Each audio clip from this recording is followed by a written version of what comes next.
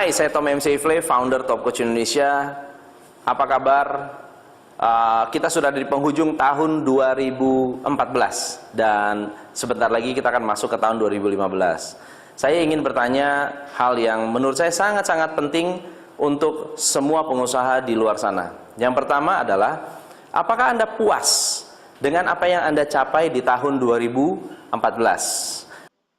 Hey, I'm Tom MC LFLA. I'm founder Top Coach of Indonesia. How are you? We are already at the end of 2014 and we will go into 2015 soon. I wanna ask things that is important for all of the employer. The first one is, do you satisfied with what you're achieved in 2014? Apakah penjualan Anda meningkat? Apakah profit Anda meningkat? Apakah cash flow Anda bertambah banyak? Apakah customer Anda bertambah banyak? Dan tentunya, apakah Anda merasa bahwa apa yang Anda rencanakan di tahun 2014 betul-betul tereksekusi dengan baik di tahun 2014 tersebut? What's your sales increase? What's your profit increase? What's your cash flow multiply? What's your customer multiply? Did you feel that your plan in 2014 is not realized well in 2014? Nah, ada satu pernyataan yang sangat menarik, bahwa manusia tidak pernah gagal sebetulnya kalau dia melakukan perencanaan. Tetapi kalau orang tidak punya planning, orang tidak punya rencana, sama saja dia merencanakan kegagalannya sendiri. There is one interesting statement that human never felt, but if they has to do plan, but if they doesn't have plan, they plan failed themselves. Nah, di tahun 2015 bulan Januari, saya mengajarkan teknik-teknik dalam melakukan business planning atau full year planning. So, full year planning yang akan saya review, yang saya akan bahas, akan saya bagi dalam 4 video. In 2014, on January, I will teach about teaching for business planning, player planning. So, player planning will be shared. There are 4 review video. The first one is Dalam 4 video. Video yang pertama, kita akan membahas tentang bagaimana caranya melakukan menganalisa situasi. Bagaimana menganalisa situasi.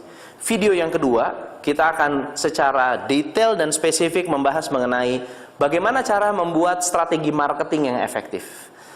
Video ketiga, kita akan mereview secara umum kira-kira people development kita bagaimana.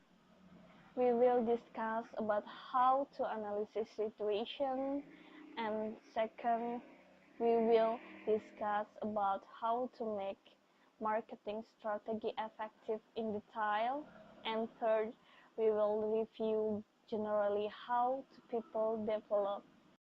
Bagaimana membuat perencanaan SDM? Bagaimana cara membuat training yang efektif untuk SDM Anda?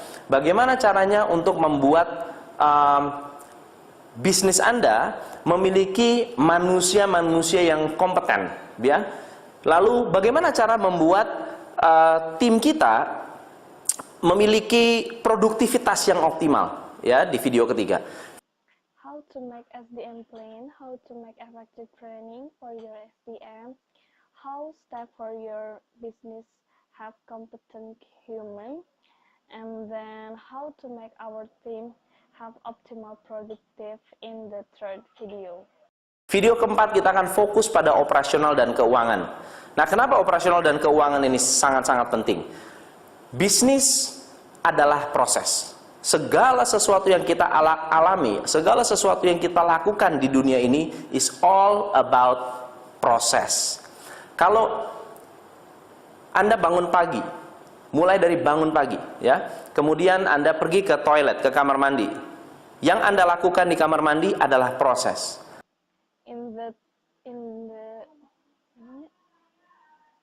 In the fourth video, we will focus on financial operation. Why operation and financial is very important. Business is process to everything we have to do. That everything we have to do is process. If we wake up in the morning and then we go to toilet, on toilet is process. Setiap orang punya proses yang berbeda-beda. Cara kita pakai baju, cara kita pakai celana, cara kita sisir rambut, itu semua adalah proses. Begitu juga dengan bisnis. Business is process. Jadi kalau Anda mau membuat bisnis Anda sukses, Anda harus memastikan prosesnya baik. Everybody have different steps to wear t-shirt, pants, comb the hair. It's process as well as business. Business is process. So if you want to build success business, you must to cross good process.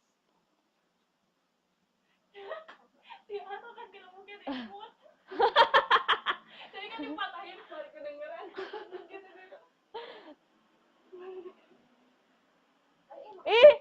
Prosesnya benar, prosesnya memberikan input yang betul supaya outputnya betul. So di akhir nanti kita akan di video keempat saya akan fokus mendalami tentang bagaimana proses itu dibentuk. Good input so your output is right. And finally, in the fourth video, we will focus to step about how to shape process. Bagaimana Anda bisa menghilangkan kebocoran dalam proses, dan tentunya bagaimana Anda bisa memastikan bisnis Anda bisa tersistemasi dengan efektif. Nah, How to eliminate leakage on process and how you can ensure your business systematically and effectively. empat hal ini ya, baik dari analisa situasi, keuangan, people and development, lalu ya SDM, dan kemudian operasional dan keuangan, semua ini harus di planning. Semua ini harus dibuat rencana yang rinci, rencana yang detail. For matter analysis situation, finance, people and develop, SDM, operational and finance, it's all to be planning in details. Nah, apa kesalahan-kesalahan yang dilakukan oleh pengusaha di luar sana ketika membuat planning?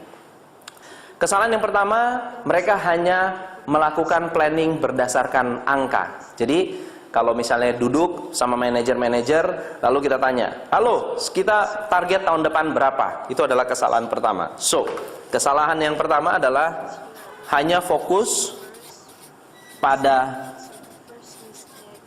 angka. Ini kesalahan yang pertama.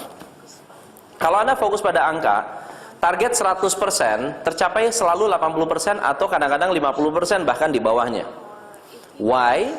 Karena melakukan kesalahan yang kedua, tidak pernah menganalisa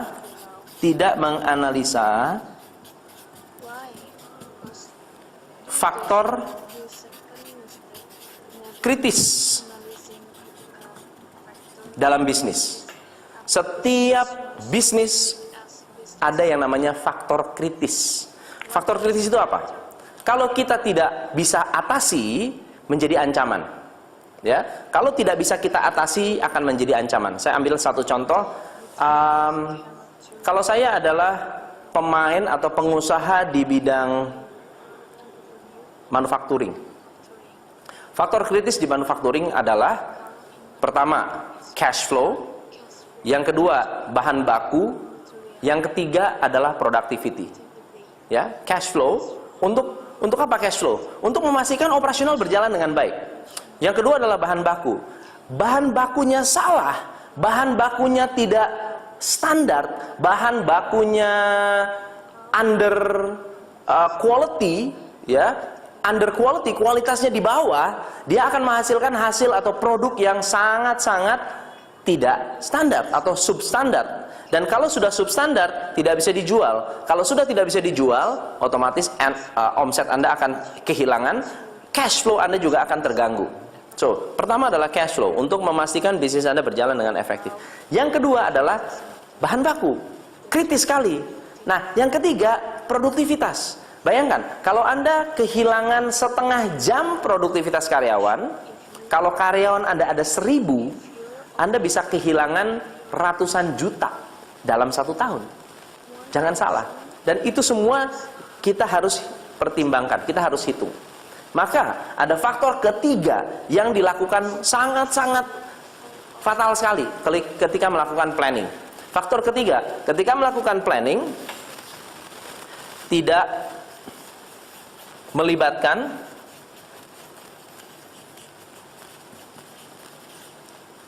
stakeholders.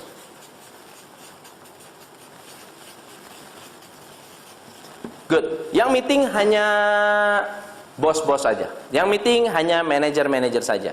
Ya, si manajer-manajer tidak melibatkan karyawan atau tim yang bermain atau yang berkecimpung di bidangnya.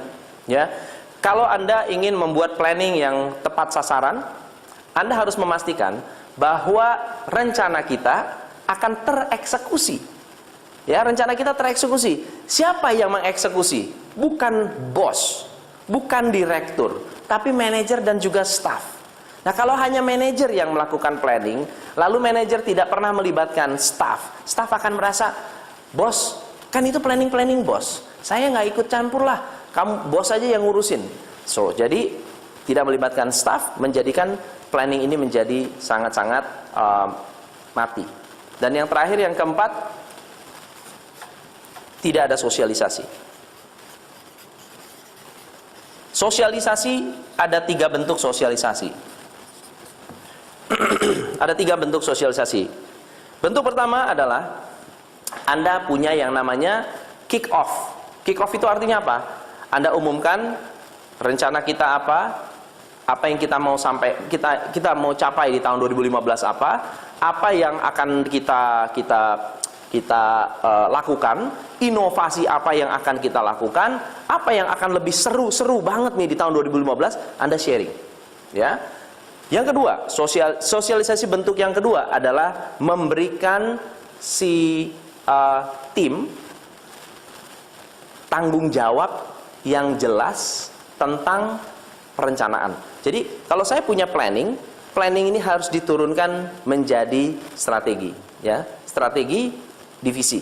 Strategi divisi harus diturunkan menjadi action plan. Action plan harus diturunkan menjadi executed strategi. Jadi strategi yang tereksekusi. Ya, setiap individu harus tahu tanggung jawabnya apa, yang akan dilakukan apa, pencapaiannya apa, kapan dievaluasinya. Dan ini adalah faktor yang sangat-sangat mendasar dalam melakukan planning. So, jadi yang pertama tadi adalah kick off, yang kedua adalah memberikan tanggung jawab yang jelas dan clear terhadap setiap individu. Yang ketiga adalah training. Banyak orang bikin planning tapi tidak pernah mentrain anak buahnya how to execute the plan. Sekarang coba Anda bayangkan Anda adalah seorang jenderal perang, ya, Sun Tzu. Jenderal yang hebat, Jenderal Norman Schwarzkopf, ya. Kemudian Anda dikasih misi untuk pergi ke Irak dan berperang di sana. Oke? Anda sudah punya plannya. Anda sudah punya orang-orangnya, tapi orang-orang yang menjalankan tidak pernah dilatih cara berperang. Apa efeknya? Apa hasilnya? Hasilnya adalah planning Anda tidak akan sukses karena yang menjalankan tidak punya skillnya. So, ini adalah overview hal yang sangat-sangat umum tentang planning. Dan di video-video berikutnya saya akan memberikan beberapa idea, tips bagaimana cara membuat situation analysis dan marketing strategy. Sampai ketemu next session. Saya Tom MC Ifle, salam pencerahan.